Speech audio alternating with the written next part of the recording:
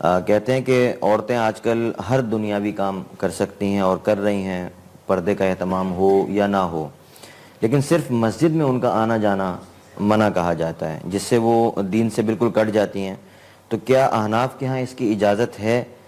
جبکہ عرب ممالک میں، انڈونیشیا وغیرہ میں دیکھا جاتا ہے کہ وہاں پہ عورتیں جو ہیں وہ مسجد میں آتی ہیں، ان کے لیے مسجد میں باقاعدہ سے جگہ بنائی جاتی ہے اور وہ مسجد میں آ کے نمازیں پڑھتی ہیں۔ تو کیا اس کی اجازت دی جا سکتی ہے کہ خواتین مسجد میں آ کر نماز اس پڑھیں؟ مسئلے کو میں تھوڑا سا تفصیل سے بتاتا ہوں۔ دلائل دونوں طرف ہیں۔ رسول اللہ صلی اللہ علیہ وسلم نے فرمایا، صحیح بخاری کی حدیث ہے، لا تمنعوا اماء اللہ من المساجد، کہ اللہ کی بندیوں کو مسجد میں آنے سے مت روکو۔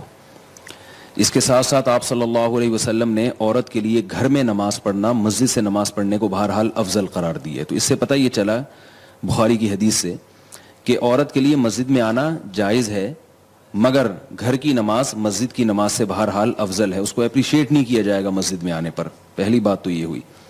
اسی حدیث کی بنیاد پر جمہور علماء کا مذہب یہی ہے کہ عورت ہر نماز کے لیے مسجد میں آ سکتی ہے، اور امام ابو حنیفہ رحمہ اللہ تعالیٰ کی رائے یہ ہے کہ عورت کو فساد زمان کی وجہ سے، یعنی زمانہ چونکہ چینج ہو گیا، اس بیس پر عورت کو مسجد میں آنے سے روک دیا جائے گا۔ اور یہ روکنا بھی قرآن و سنت کی مخالفت نہیں ہے، بلکہ وہ یہ کہتے ہیں کہ بھئی ایک حدیث میں اجازت مل رہی ہے، لیکن وہ جن شرطوں کے ساتھ اجازت مل رہی ہے وہ شرطیں مفقود ہیں، خواتین ان کی پابندی نہیں کرتی، اور وہ صحابہ جیسا دور نہیں ہے کہ لوگ عورت کی یعنی اس کے احترام کا خیال کرتے ہیں، اور یہ سب چیزیں جو آج کل معاشرے میں بدنظری وغیرہ پھیل گئی ہے۔ تو اور امام حنیفہ رحمہ اللہ تعالیٰ کی یہ رائے، حضرت عائشہ رضی اللہ تعالیٰ عنہا کی بھی یہی رائے تھی۔ صحیح بخاری میں حضرت عائشہ رضی اللہ تعالیٰ عنہا کا قول ہے، لو کان النبی رأى ما رأینا لمنع نساءنا کما منعت نساء بنی اسرائیل۔ حضرت عائشہ فرماتی ہیں کہ اگر نبی ہمارے زمانے کی خواتین کو دیکھ لیتے تو عورت کو مسجد میں آنے پر پابندی لگا دیتے، جیسے کہ بنی اسرائیل کی خواتین پر پابندی لگا دی گئی تھی۔ تو آپ سوچئے کہ حضرت عائشہ رضی اللہ تعالیٰ عنہ اپنے زمانے کی خواتین کے بارے میں کہہ رہی ہیں کہ ان کے حالات اگر نبی دیکھتے تو مسجد میں نہ آنے دیتے۔ تو مزاج نبوت ایک ہے نا، نبی صلی اللہ علیہ وسلم کا قول اور آپ صلی اللہ علیہ وسلم کا کلام، اور ایک ہے نبی کا مزاج۔ تو امام ابو حنیفہ رحمہ اللہ تعالیٰ نے اس اپنے قول میں حدیث کی مخالفت نہیں کی ہے، یہ فقہ علماء احناف نے، بلکہ مزاج نبوی کو سمجھائے کہ دو بڑے فساد ہیں، ان میں زیادہ بڑا فساد کس میں ہے؟ تو وہ یہ سمجھتے ہیں کہ زیادہ بڑا فساد مسجد میں آنے میں ہے، جبکہ آنے کی کوئی ترغیب بھی نہیں ہے۔ تو یہ تو اصل مسئلہ ہے، اصل جو فقہ حنفی ہے اس کی روح سے مسجد میں عورت کو آنے پر پابندی ہے، اور صدیوں سے پابندی چلی آ رہی ہے کہ فساد ہوگا۔ لیکن اس بارے میں میری ایک ذاتی رائے ہے جو میں فتوی کے طور پر نہیں پیش کر رہا، صرف اس لیے کہ اس اہل علم اس پر غور کریں گے۔ فتویٰ تو یہاں سے جو جامعۃ الرشید سے ریٹرن میں جائے گا وہی ہوگا۔ تو میں ایک ذاتی رائے علماء کے غور کرنے کے لیے، اور اس کو میں ممبر پہ بھی بیان کر چکا ہوں، کہ جیسے کہ سائل نے کہا کہ اب خواتین ہر جگہ جا رہی ہیں، بازاروں میں بھی جا رہی ہیں، اور یونیورسٹیوں میں بھی پڑھنے کے لیے جا رہی ہیں، مدارس البنات میں بھی جا رہی ہیں، اور فلم دیکھنے بھی جا رہی ہیں سینما گھر، اور پتہ نہیں کیا کیا کرنے جا رہی ہیں۔ نہیں آ رہی تو کہاں نہیں آ رہی؟ مسجد میں۔ امام ابو حنیفہ کے دور میں عورت کہیں بھی نہیں جا رہی تھی، تو اس کو کہا کہ بھائی مسجد میں بھی نہ آؤ، گھر کی چار دیواری میں رہو۔ اب خواتین ہر جگہ جا رہی ہیں، اب مسجد میں آنے پر پابندی لگانا، میں یہ سمجھتا ہوں کہ میری ناقص رائے ہے کہ اس پر اثر نو غور ہونا چاہیے۔ بعض لوگ یہ کہتے ہیں کہ جب وہ مختلف جگہوں پہ جا رہی ہیں ہم سے پوچھ کے تھوڑی جا رہی ہیں، وہ جانا بھی غلط ہے، تو ہم مسجد میں کیوں آنے دیں ان کو؟ میں یہ عرض کرتا ہوں کہ ہم سے اگرچہ پوچھ کے نہیں جا رہی مگر بہرحال جا رہی ہیں، تو جو فتنہ ہونا تھا وہ ہو گیا۔ اب ایک خیر کی جگہ تھی مسجد، جو اسلاف کا دور تھا نا، اس میں عورت کو گھر کے اندر وہ خیر کی تمام چیزیں معلوم تھیں، یہ معلوم ہو سکتی تھیں جو مسجد سے جن کا تعلق تھا، دینداری تھی، اسلامی حکومتیں تھیں۔ اب عورت کو گھر میں دین نہیں ملتا، اگر کسی خاتون کو گھر میں دین مل رہا ہے تو ٹھیک ہے، وہ نہ آئے مسجد میں۔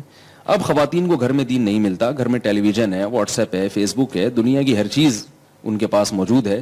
اب اس میں جناب ان کو سارے قسم کے مختلف تفریحات کے پروگرام مل رہے ہیں، تو مسجد سے جو ان کا تعلق ہے نا وہ آہستہ آہستہ ختم ہوتا جا رہا ہے۔ آپ کہہ سکتے ہیں کہ ٹیلی ویژن پہ مذہبی چینلز بھی تو آتے ہیں، تو ٹیلی ویژن پہ جو مذہبی چینلز آ رہے ہیں ان کا بھی آپ حشر دیکھ لیں کیا ہے۔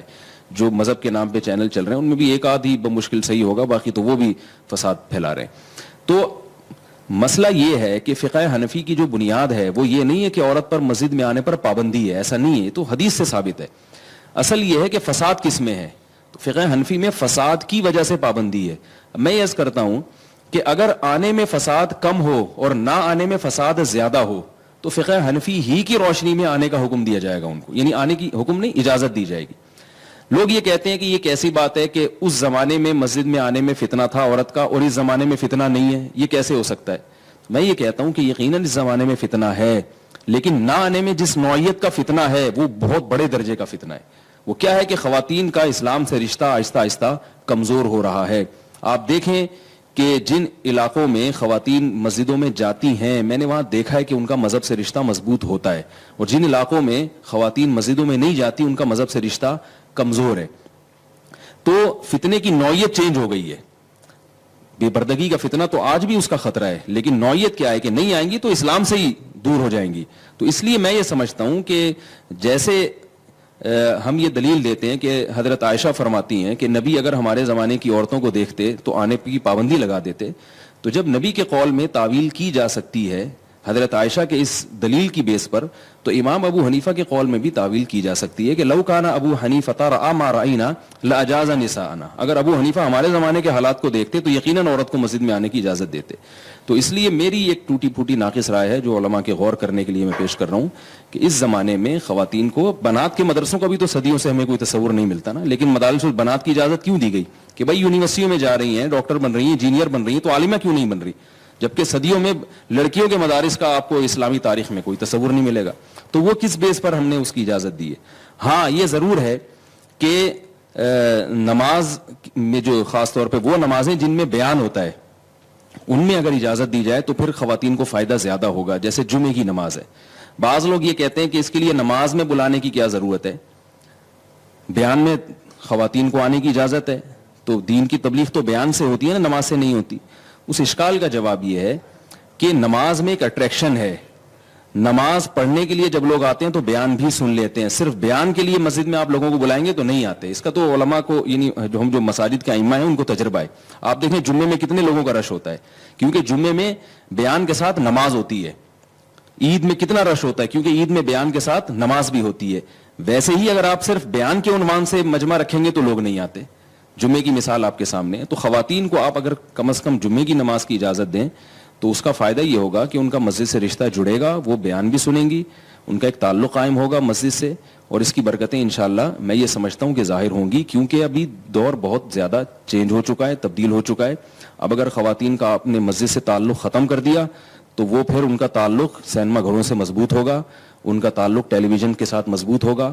امام حنیفہ کے دور میں گھر میں شوہر کے ساتھ مضبوط ہو رہا تھا تعلق, اور اب تعلق جو ہے نا وہ بہت, تنظیم اسلامی والوں نے اس سال تراویح میں خواتین کو بہت بلایا, جیسے کہ وہ ہر سال بلاتے ہیں. تراویح میں بہت ساری خواتین آتی ہیں, پھر درس قرآن سنتی ہیں. کسی نے مجھ سے آ کے شکایت کی کہ یہ تو جائز نہیں ہے, خواتین کا تراویح میں اس طرح سے فقہ حنفی کی روشنی میں جائز نہیں ہے, اور ان کی بھی بر صغیر میں اسی پر عمل ہو رہا ہے, تو یہ کیوں ایک الگ رائے کر رہے ہیں؟ تو میں نے ان سے کہا کہ اگر یہ خواتین کا اجتماع یہاں نہ ہوتا تو یہ خواتین ابھی طارق روڈ کی سڑکوں پہ گھوم رہی ہوتی, رمضان کی راتیں اس طرح سے ضائع کر رہی ہوتی. ابھی انہوں نے کسی خیر کے کام میں لگا دیا, ان کو تراویح میں لگا دیا, عبادت میں, اور ساتھ ساتھ تفسیر میں لگا دیا. تو اگر وہ نہ لگائیں تو نتیجہ یہ نکلے گا کہ وہ شاپنگ سینٹروں میں اپنے ٹائم کو برباد کریں گی. تو یہ بہت بڑی جو مجمع خواتین کا, یہ میں سمجھتا ہوں علماء کے ہاتھ سے نکل جائے گا, اور ان کے ایمان کے جو ہے نا لالے پڑ جائیں گے اگر ہم نے اس پر اثر نو غور نہیں کیا. باقی یہ ہے کہ اگر کوئی عالم یہ سمجھتا ہے کہ میری بیوی کو گھر میں پورا دین مل رہا ہے تو ٹھیک ہے, وہ کہے کہ بیگم تمہیں کیا ضرورت ہے جانے کی. میں ایک عوام کی بات کر رہا ہوں, تو یہ میری رائے ہے جس پر غور ہونا چاہیے. باقی یہ کہ فتویٰ جب تک جے ٹی آر پہ میں اپنی ذاتی رائے کے اظہار کے لیے نہیں بیٹھا ہوا یہاں, یہ جامعہ کا فتویٰ نہ سمجھیں آپ اس کو. جب تک تحریری طور پر جامعہ کی طرف سے یا کسی بڑے ادارے کی طرف سے کوئی فتویٰ نہیں آتا تو اس وقت تک اس کو میری ذاتی رائے ہی سمجھا جائے.